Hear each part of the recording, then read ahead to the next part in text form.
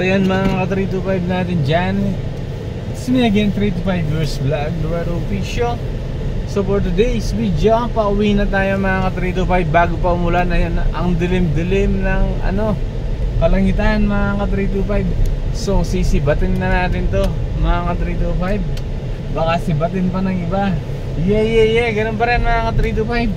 Tuloy-tuloy pa rin tayo sa ating pag-upload. Sabi nga mga ka-325, kukunin lang natin sa tiyaga to. Yeah. Sisipagin lang natin araw-araw ang pag-upload. At the same time, sisipagin din natin ang pagtatrabaho. At sisipagin din natin ang pagbubuhat mga ka-325, diba? Kasi lagi kong sinasabi, walang ibang gagawa niyan mga ka-325 kundi ikaw, yung katawan mo, ikaw mismo mga ka-325. Yeah. So yun lang yung pina-point ko dito mga ka-325. Kailangan natin talaga tumayo sa sarili natin mga paa mga ka-325. Lalo na pag nagkakaedad na tayo mga ka-325, dyan mo malalaman talaga na hindi ka pwedeng umasa sa iba mga ka-325. Habang tumatanda tayo is talagang nalalaman natin ang pagkahirap ng buhay. Alam niyo ba, pag nagkakaedad na isa, sobrang hirap mga ka-325. Marami ka ng responsibilidad na dapat gawin. Hindi na tulad ng dati na dalagat binata ka mga ka-325 na malaya mong nagagawa yung gusto mong gawin. Yeah, gimmick dito, gimmick doon. Hindi na po pwede pag andito ka na sa generation na mga ka-325, sa sitwasyon na pahirap na buhay na ikaw na lahat ang nag-handle, ikaw na lahat ang nagbabayad mga ka-325 sa iyong mga responsibilidad, kuryente, tubig, wifi, pagkain, at kung ano-ano pang mga bills mga ka-325. Malalaman mo din yan pag nandito ka na sa sitwasyon namin. Maraming nakaka-relate dito mga ka-325. Yeah. Yung pagtrabaho mo at pagsahod mo mga ka-325, parang dadaan lang yung sahod mo sa iyong mga palad at ibabayad mo na sa dapat bayaran mga ka-325. Kumbaga, hindi pa nahawakan, may pupuntahan na yung pera mo mga ka-325, yung sahod mong pinagpaguran. Yeah. Yun lang mga ka-325. Sana is lagi kayong mag-focus sa inyong mga pangarap mga ka-325. Kasi sabi ko nga, lahat ng bagay hindi natin nakukuha sa mabilisan yan mga ka-325. Kailangan mo magsakripisyo talaga. Kailangan mo magbanat ng buto dahil ang pangarap mo, ang target mo ay hindi mo yan makukuha sa isang minuto, sa isang oras, sa isang araw, sa isang buwan, sa isang taon. 3 to 5 years from now mga ka-325, dapat lagi kayong may mga resulta sa lahat ng iyong ginagawa. At dapat panindigan mo yan ang gusto mong gawin mga ka-325. Okay? Yun lang mga ka-325. Sana lagi kayong mag-ingat, lalo na yung mga OFW natin dyan. Yeah. Enjoy watching until the end mga ka-325. Dahil mag-SC-text na naman tayo. Takbong pogi lang tayo mga ka-325. Dahan-dahan lang. Alright. So para yan, lumilintik na ng konti Hindi na ganun ka mga ka-325 hindi na ganun padilim dito. Doon sa bandang gitna ng Clark mga ka-325, sobrang dilim ng ulap. Pero palagay ko ibabagsak niya to maya lang. So yan, kumusta kayo mga ka-325 Sana nasa mabuti kayong kalagayan. Yeah. Kaso yung pag-upload nito mga ka-325 sa FB natin is 15 minutes lang. Isasakto ko lang siya noon. Kumbaga ipa-pass forward ko na lang pag umabot na tayo ng 15 minutes is ikakat ko na ata, ibibilisan ko na lang doon mga ka-325. Yeah.